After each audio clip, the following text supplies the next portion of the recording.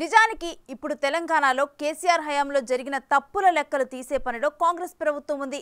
ఓవైపు గొర్రెల స్కాంపై విచారణ స్పీడప్ అయింది. అటు కాళేశ్వరం అవినీతిపై అసలు కథ తేల్చే పనిలో ఉన్నారు. మరోవైపు విద్యుత్ ఒప్పందాలపై జరిగిన అవకతవకలపై జ్యుడిషియల్ కమిషన్ ఫోకస్ పెంచింది.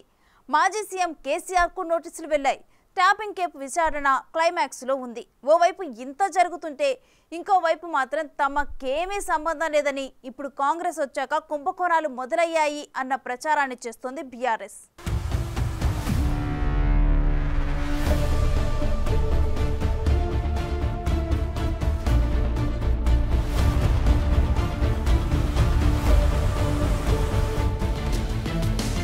బీఆర్ఎస్ పార్టీ చుట్టూనే చాలా స్కామ్లు తిరుగుతున్న సమయం ఇది. విద్యుత్ కొనుగోళ్లు, కాళేశ్వరం అక్రమాలపై ఇప్పటికి 2 జ్యుడిషియరీ కమిషన్లు స్పీడ్గా విచారణ చేస్తున్నాయి. పాలకు పాలు, నీళ్లకు నీళ్లు తేలే సమయం వచ్చేసింది. చాలా వరకు అక్రమాలను ప్రాథమికంగానే డిటెక్ట్ చేశారు. అన్నీ కలిపి సమగ్ర నివేదిక ప్రభుత్వానికి ఇచ్చాక బీఆర్ఎస్ అసలు బండారమేంటో బయటపడనుంది. ఓవైపు గులాబీ పార్టీ చుట్టూ పీకల్లోతో స్కామ్లు చుట్టుముడుతుంటే లేని స్కామ్లను అధికార కాంగ్రెస్కు లింకు చేసే పనిని బీఆర్ఎస్ నేతలు ముందేసుకున్నారు. దీనిపై హస్తం పార్టీ నుంచి విమర్శలు వెల్లువెత్తుతున్నాయి.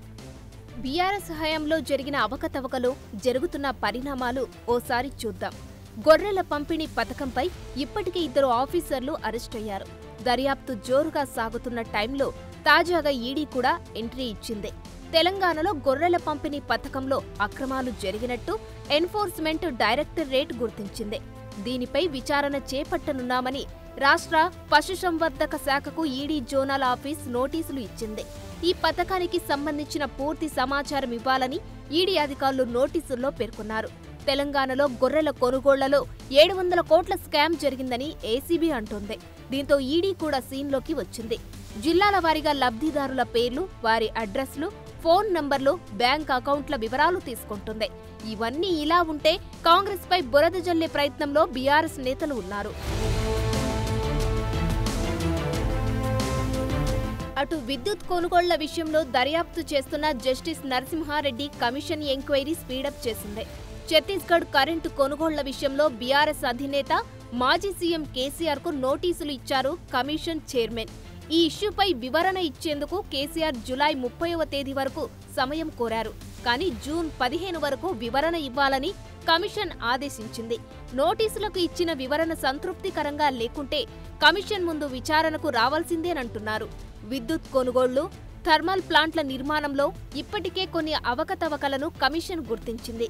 ఓవైపు కేంద్రం తక్కువ రేటుకే కరెంట్ ఇచ్చేందుకు సుముఖంగా ఉన్నా ఛత్తీస్గఢ్ నుంచి ఆగమేఘాలపై కొనడంపై కమిషన్ నజర్ పెట్టింది. ఈ డీల్లో ఇన్వాల్వ్ అయిన వారిని ప్రశ్నించగా కీలక విషయాలు బయటకొచ్చాయి. ఈ నిర్ణయాలన్నీ ప్రభుత్వ స్థాయిలోనే జరిగాయని, విద్యుత్ ఏజెన్సీలు స్వతంత్రంగా నిర్ణయాలు తీసుకోలేదన్న విషయం తేలింది. సో మ్యాటర్ చాలా దూరం వెళ్ళింది. స్కాముల్లో ఇరుక్కునేందుకు బీఆర్ఎస్ నేతలు రెడీగా ఉన్నారని హస్తం నేతలు అంటున్నారు. ప్రజా పరిపాలన అందించాలి, ప్రజల సమస్యల్ని పరిష్కరించాలని చెప్పి మా గౌరవ తెలంగాణ రాష్ట్ర మన ముఖ్యమంత్రి గారు చాలా స్పష్టంగా ప్రజలకి అందుబాటులో ఉంటూ ప్రతి ఒక్కరి సమస్యని పరిష్కరిస్తూ ప్రతి సమస్యల్ని అడ్రస్ చేస్తుంటే ప్రతిపక్ష పార్టీగా చాలా స్పష్టంగా అనేక సందర్భాల్లో మేము కానీ, మా ముఖ్యమంత్రి గారు కానీ, మా మంత్రులు కానీ ఏదైతే వాస్తవానికి ప్రజలకు ఉపయోగపడే అంశాలు ఏమన్నా ఉంటే, ఎక్కడన్నా మేము తప్పులు చేసినా ఆ వాస్తవాలు మా దృష్టికి తీసుకొని వస్తే, లేదా అసెంబ్లీ సాక్షిగా, అసెంబ్లీలో ప్రతిపక్ష పార్టీ సాక్షిగా, ప్రతిపక్ష నేతగా కల్వకుంట్ల చంద్రశేఖరరావు గారు హాజరై సమస్యలు ఏమన్నా మా దృష్టికి తీసుకొని వస్తే తప్పనిసరిగా స్వాగతించి ఈ యొక్క ప్రజా పరిపాలనలో ప్రతిపక్ష పార్టీని కూడా గౌరవిస్తూ ప్రతి సమస్యని పరిష్కరిస్తామని చెప్పి స్పష్టమైన హామీ ఇవ్వడం జరిగింది.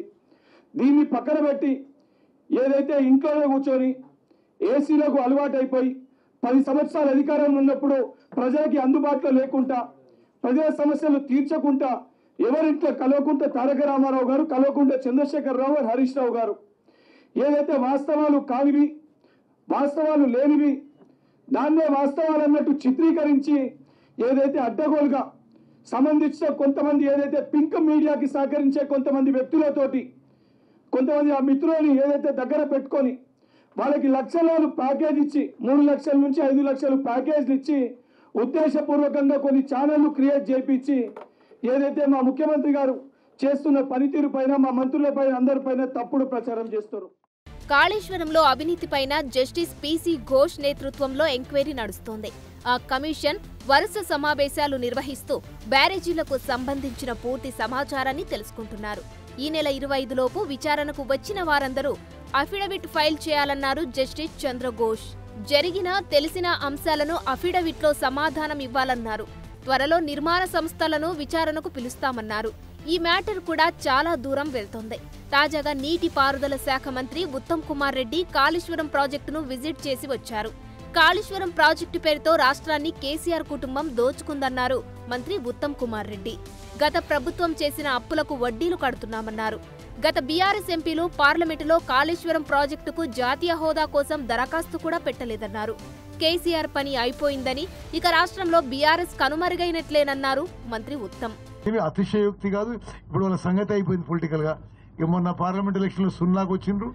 ఇక వాళ్ళ మనుగడ వాళ్ళది ఉండేది ముందు ఉండేది కూడా నాకైతే డౌటే. సో వాళ్ళని విమర్శించాల్సిన అవసరం కూడా ఇప్పుడు లేదు ఈ సమయంలో. కానీ ఈ 6 నెలల ఇరిగేషన్ మంత్రిగా నేను ఎక్కువ ఎగ్జాక్ట్లీ 6 నెలలకి ఈరోజు 7th జూన్ 6th మంత్ ఇది. అసలు ఒక ప్రభుత్వము, ఒక ముఖ్యమంత్రి ఇన్ని లక్షల కోట్లు ఖర్చు పెట్టి ఈ విధంగా నాశనం చేయగలుగుతారా అని ఆశ్చర్యపరిచే విధంగా ఉంది వాళ్ళ ఇరిగేషన్ శాఖలో పనితీరు. మేము రాబోయే 4.5 ఏళ్లలో శాసనసభలో మా పాలసీ ప్రకటించినాం. తక్కువ ఖర్చుతో ఎక్కువ ఆయకట్టు వచ్చే ప్రాజెక్ట్స్ ప్రయారిటీ ఇచ్చి వాళ్ళలాగా లక్షల కోట్లు కమిషన్ల కోసం తీసుకునే విధంగా ఉండదు. ఏ ప్రాజెక్ట్ అయితే పూర్తి చేయడానికి దగ్గరుందో, తక్కువ ఖర్చుతో ఎక్కువ ఆయకట్టు సాగులోకి తీసుకురాగలుగుతామో దానికి ప్రయారిటీ ఇస్తాం. ఇక ఫోన్ ట్యాపింగ్ కేసులో పోలీసులు ఛార్జ్ షీట్ దాఖలు చేశారు. మొత్తం 6గురిని నిందితులుగా చేర్చారు. ఇంటెలిజెన్స్ మాజీ చీఫ్ ప్రభాకర్ రావు అమెరికా నుంచి భారత్ వస్తే ఈ కేసు కొలిక్కి వస్తుందంటున్నారు. తెర వెనుక నడిపించిందెవరు, పెద్దాయన ఎవరు, వీటన్నిటితో అసలు సూత్రధారులను ఫిక్స్ చేయడం ఖాయంగా కనిపిస్తోంది. సో ఓవైపు పీకల్లోతు కష్టాల్లోకి బీఆర్ఎస్ వెళ్లడం ఖాయంగా కనిపిస్తోంది. అలాంటిది కాస్తైన మ్యాటర్ డైవర్ట్ చేసే ఉద్దేశంతో కాంగ్రెస్ స్కామ్లు చేస్తుందంటూ ఆరోపిస్తున్నారంటున్నారు. ఆ ప్రయత్నాలు అసలు వర్కౌట్ కావని కాంగ్రెస్ నేతలు అంటున్నారు.